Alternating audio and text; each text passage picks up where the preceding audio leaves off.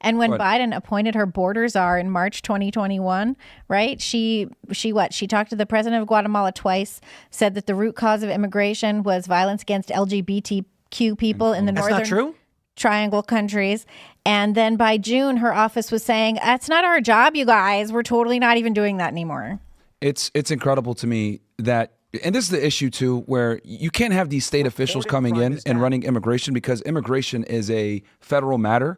And Title 8, which is the immigration under the INA, it's a very nebulous situation. And unless you work in immigration and you've done that type of law enforcement before, you're really not going to understand it. So state officials have no concept. She said a million times in her interviews, oh, I was the only prosecutor to prosecute transnational crime. Dude, you're in San Francisco. Like, you weren't dealing with anything really going on at the border. Like, come on. By the time you're dealing with it, you're like 5 or 7 levels removed from the organization. I've heard that no one's even confirmed she tried any cases. Yeah, I mean... If you look at it, I saw a breakdown and it was probably maybe 10. Yeah. 10? That's a big number. Big number. Yeah. And how many? And then anything, to be honest, anything that's like actually sexy like that, it's going to go to the feds. It's not going to go to the state, man. Like the feds are going to take it. Transnational crime. Yeah, it's not going to be some local prosecutor. Yeah, if the local prosecutor takes it, it's a weak case, like the YSL case that Fannie Willis took. Everybody knows how this goes. Mm-hmm. The local guy comes in and sees a murder, and then the feds come in and go, out of my way. This is my scene now. And it's like, hey, you can't throw me out of here, and the feds take over. It's like on Matlock. Exactly. Yes. That's actually not how it really goes. Because don't you lie to us. We know what you're doing. But how many times have you walked into like a local cop and said, "God, here's my crime scene"? You know what? It's so that's what they put in the movies, but that's actually like not true. Because like if you do that, that will mess you up. Because this is the thing, like the state and locals are like the most vital resource you have as a Fed, because the state and locals have information and resources a lot of times that you don't, where you can put more boots on the ground and help you out, especially if you're running like a large scale investigation. I always prefer to work with the state and locals over other Feds, because the state and locals will just go harder because they'll go out there surveillance with you at 2 a.m. because they get overtime, versus the Feds won't. Yeah. So your state and local partners are super important. And the other beautiful thing is that they have state authority, and if they're a task force officer, they also have federal authority. So let's say you need a traffic stop done, you can call one of the local guys, traffic stop the guy, have him identified, you can get him on some type of state infraction, right? And meanwhile, you're running the federal investigation. They don't even know about it because they're getting T-stopped or something else. Or you can get them arrested on a state charge, use that as leverage to build an informant. So can I ask you a question? Sure. So you had Tom Homan was appointed to deal with the border and head up ICE. And he was talking on Charlie Kirk today, and it was actually the best interview I've seen because he actually got a chance to like lay everything out. But he was talking about what happens in sanctuary cities if the local and state law enforcement won't help. And he said that he would have to double up agents. How much do you think that the lack of local assistance to ICE would be a hindrance? I can talk about this in detail. Okay, so I actually worked under Homan when I was an agent with Homeland. And the way sanctuary cities work, and there's a bunch of them in the United States, we can use San Francisco, Austin, New York City, etc. Your typical blue cities. The way it works is this. Let's say someone gets arrested for a DUI. They suspect that he's an illegal alien, whatever it may be, but state authorities don't have immigration authority, so they can't really determine alienage. So what ends up happening is they'll arrest them, and ICE in that jurisdiction, typically, they'll get a manifest of everyone that's arrested. Mm-hmm. If they see someone they think is an illegal alien, right, because they'll run the immigration checks, etc., they'll put something called a detainer on that individual, and then the state and locals are supposed to hold him for ICE to come. So when he gets out on bond or whatever, immigration is there, ready to lock them up. When we've seen all these reports about some horrible person raped some child in Massachusetts, and it'll say that they were held on a detainer, but then they wouldn't turn them over to ICE. Yes, because what will happen is when it's time to release the guy, they won't notify ICE. They'll just let him go because they're like, we're a sanctuary city. We don't want to deal with this. We're not going to help you guys. So they won't hold the body. And then the guy will get released. And that's how you end up with a lot of these problems. So, and I mean, hell, it's gotten so bad. I'll never forget this vividly. We had a arrest warrant for a guy in Austin, Texas. This is maybe 10 years ago. And it was for human smuggling, which is a felony, 8 U.S.C. 1324. Anybody can look it up. It's a federal felony, but it's under the INA. So we get an arrest warrant for this guy, want to go pick him up because he was a coordinator moving illegal aliens into the United States through Laredo, Texas, into Austin, which was one of the... He was like a drug dealer of people. Exactly, exactly. Which illegal aliens, which I can explain this too, all illegal aliens that come into the United States are typically utilizing some type of human smuggling organization to get in. It's a very refined process because the cartels run it and there needs to be money made, but that's a whole other example. But the point is that this guy, we had an arrest warrant for him, federal arrest warrant. We tell Austin PD, hey, We want some marked units. We're going to go out and get this guy. This is the address. They didn't want to come out. And we're like, why not? This is a federal warrant.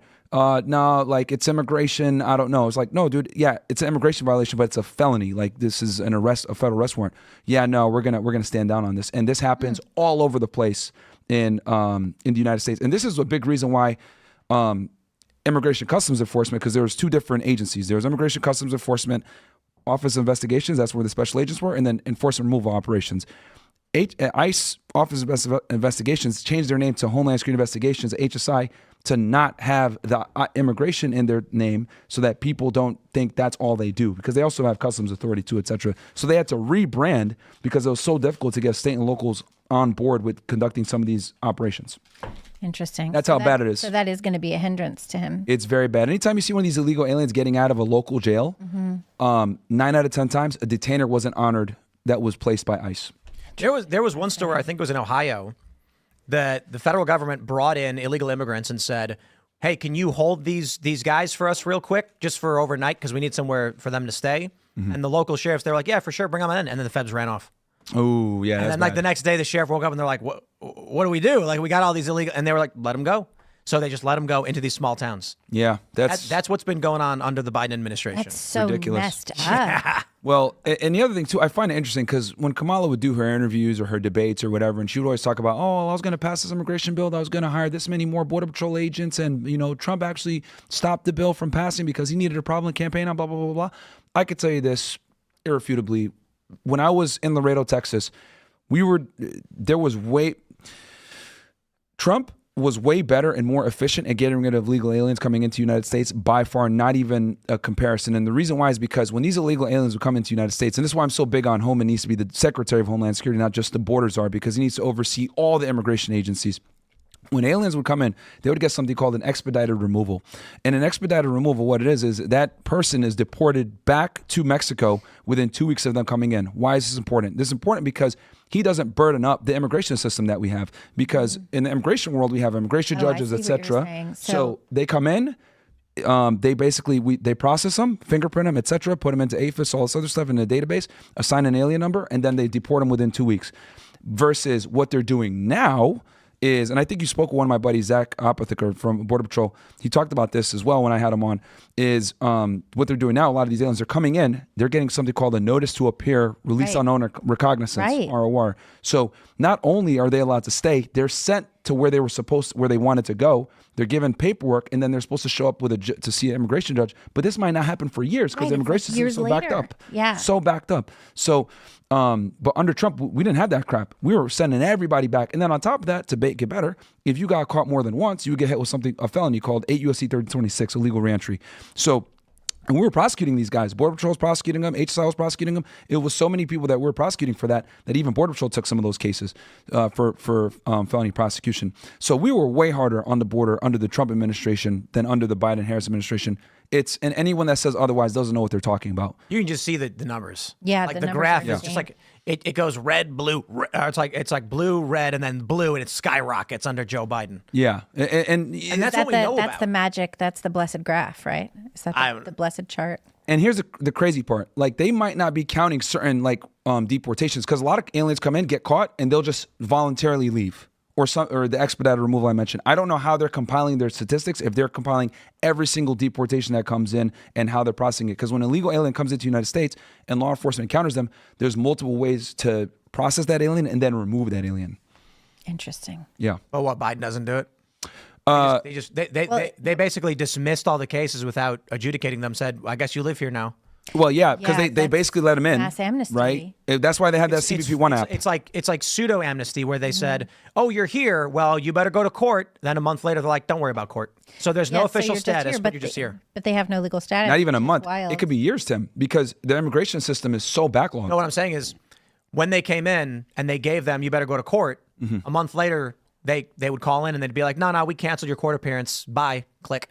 And so they were in limbo. They have no official status, but they also have no enforcement action against them. So they just stay here and work. That happens sometimes. They were doing that to hundreds of thousands. Yeah. That was Biden's pseudo amnesty that he granted, where basically the Biden admin dumped like 300 cases saying we're not going to even bother with these, creating.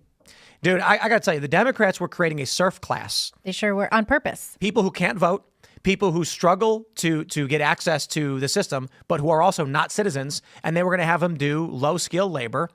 So you have a working class that can't vote and affect your system. And they were even saying this They get blatantly. congressional seats by it. Right. So what the Democrats have then is a congressional seat will be created with 600,000 American citizens and then 175,000 illegal immigrants. That gives the Democrat a position where that 175K cannot vote, so they get free political power. Yeah. That's insane. No, it's ridiculous. And Americus needs to be removed immediately. It's absolutely ridiculous. Because the thing is, with the Secretary of Homeland Security, they are the ultimate immigration official because they are over all the law enforcement agencies and all the agencies that oversee immigration into the country, right? Outside of non-immigrant visas, which is the State Department. That's a whole other thing. But this has been a huge failure from a border security standpoint, and Americus needs to be removed. You need to put people in that are more aggressive. There was a Texas judge recently who said that a plan that the Biden-Harris administration put into place to essentially grant legal status to the spouses and stepchildren who are illegal, but they're connected to Americans, they wiped that out and said you can't just automatically give these people status just because they are here. And I thought that was kind of great. I love this this headline from the Daily Beast, somehow, though. We're not going to read the story because it's locked, but Trump borders are to undocumented immigrants. We are coming for you. That's I mean, there's literally Homan said that. Literally a mandate. I know, but for like, that. Yeah. The American you're people, here illegally. What? The There is a American mandate people, for it's it. something like 70%, 75% of the It's a American huge people have number. said, we believe that, or we want to see deportations. Yeah. Not like, oh, we just want to, control the border. Straight up, we're comfortable with the things that are going to happen when you start deporting people. Well- If 70% of the American people believe that, it doesn't matter how uncomfortable the talking heads on the internet or the talking heads on TV are with it. That's what the American people want. That's part of why Donald Trump was elected. And I'll say this too. So immigration, it's kind of a catch-22, right? If you enforce it, people look at you as a family wrecker, evil, etc. But if you don't do it, obviously you look at you're not doing your job. And it's kind of like a political hot potato.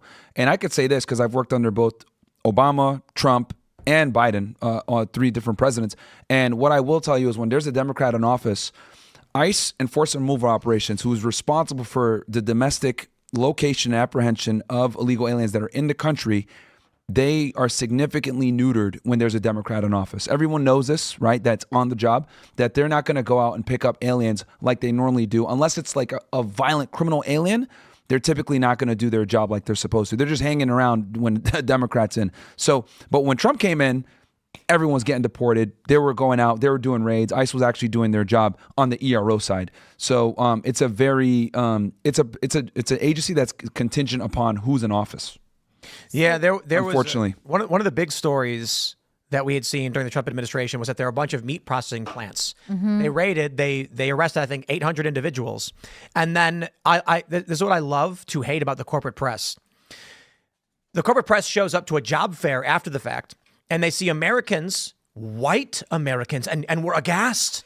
There was like a white guy walking up to the job fair, and they were like, "Sir, what are you doing?" And he's like, "I'm here for a job." And they were like, "Why would you want to work this low-skilled job? These are jobs Americans hate." And he goes, "It pays more than the gas station." Like, these are jobs Americans wanted. Yeah. And they were giving them to non-citizens. I find that to be really shocking as well. And this is something you repeatedly hear from Democrats, is that Americans don't want to take these jobs.